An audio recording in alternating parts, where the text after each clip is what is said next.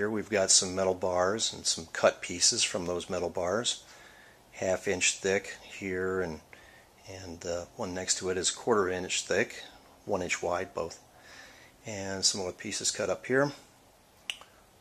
Digital tachometer here that we're going to measure the speed of this DC motor here, and we've got a couple of meters. And here I've got a battery box that's got 4 small ATV batteries in them, and right here is the box the motor came in, showing its specifications. It's designed, it is a DC motor. It's designed to operate at 24 volts, 3000 RPM, and delivers about 1/3 horsepower at that speed. Going back up here to the battery box here, what I've done is usually I just keep these in parallel, so it just delivers 12 volts. They're very small ATV batteries. But right now I've got the back one and the front one connected in series, so I can get 24 volts to run this particular motor at its designated power input. So let's get started here. One final piece to the puzzle that makes this quite unique, and it's what my friend has termed the Stargate, and it looks like this. Pretty simple, huh? All it is it's 1/8 inch aluminum here and here, plates cut in this shape, and these are thick plastic spacers and brass screws to hold it all together. That's it. It's actually a retainer. The inside diameter here is exactly relative to the diameter of the casing of the motor. Okay, first of all, we'll show you how it runs with its design power input. And on the meter, the voltmeter right now, you can see that it's 25.19 volts. 0 amps right now because we haven't started the motor. We just haven't made the connection, but I will do that and show you what that draws. It's got a lot of torque, so I need to hold it.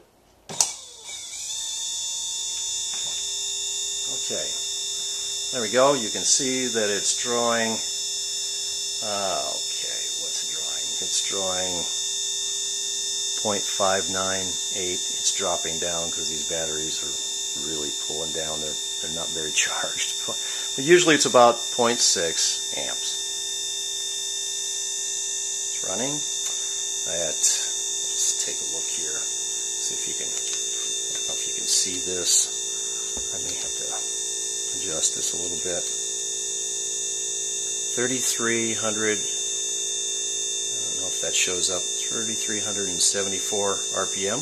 Now what we're going to do is change it back to 12 volts and see if we can reach the motor's full potential, 3,000 RPM, using 12 volts and far less input power regarding watts.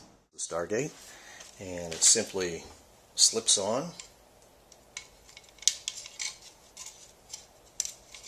onto the motor, just slides over the case. And if you notice, I've got some marks on the case here. Let me move this plastic out of the way. I've got some marks on the case here. I don't know if you can see that very well. This is 4, this is A, this is 3. It's in correlation to what we're going to add inside these slots. But the casing of this DC motor is about 1/8 of an inch thick. So what we need, if we just put a magnet on there, the casing wants to deflect the magnetic strength, the flux, outward. And we don't want that. We want it to go inward, into the case. So what we do is we come in with a 1/4 inch backer, which is heavier than the 1/8 inch, and forces it to reflect inside to those north and south pole magnets on the stator. Now in the retainer, I put 2 Neos and 1/4 inch bar steel in each of the large positions, and just one of the small ones in each of the little narrow slot positions. Let's see what it does.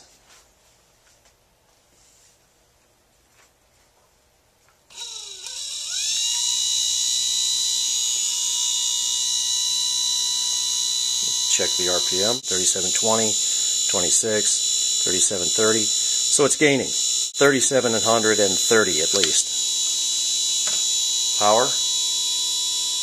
The draw is 12.21 volts and 1 amp. On the motor with the Stargate retainer, we've got 2 of the bar magnets in each of the 4 positions, and we've got 8 of the little narrow ones in each of their 4 positions. Let's turn it on. Let's see what the RPM is.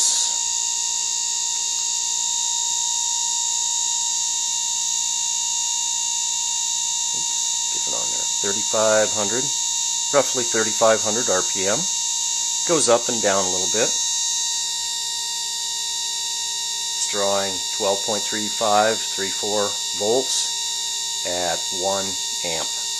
Now at this point, you would think that if you just added 2 more of these Neo bar magnets to each of the 4 locations for them and filled the stator retainer up, 8 in the position of the small ones and all the way around, and 4 in those positions, that you might double the RPM from where we were just at 3,500 in this condition to, say, perhaps 7,000 RPM.